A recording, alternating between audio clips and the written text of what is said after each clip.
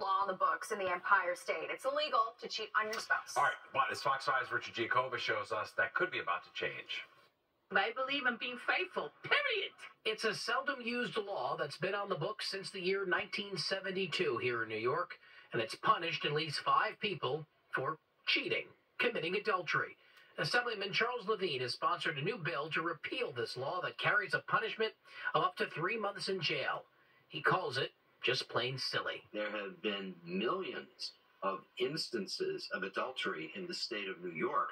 It's pretty obvious that this law certainly doesn't serve as any deterrent effect. So it's time to get rid of it. The law is defined in state code as when a person, quote, engages in sexual intercourse with another person at a time when he has a living spouse or the other person has a living spouse. Levine says the law is outdated, especially since adultery bans were aimed at women at the time it went into effect. It stigmatizes women, and it causes women to be further victimized.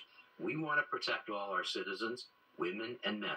New York criminal defense attorney Ken Belkin says it's about time. Our prosecutors are very busy. Most of the DA's offices are understaffed and overworked.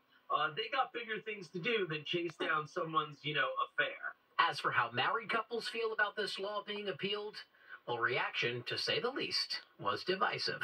Get it off the books. If it let people, stop trying to micromanage people's personal lives and focus on laws that are going to make people's lives better, not necessarily one more reason to arrest someone. It's never right to cheat.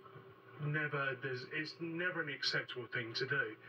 But until you find the person that you really love, then I think, maybe there's some exceptions that can be made. I'm loyal. I need a partner who's going to be obviously, loyal to me.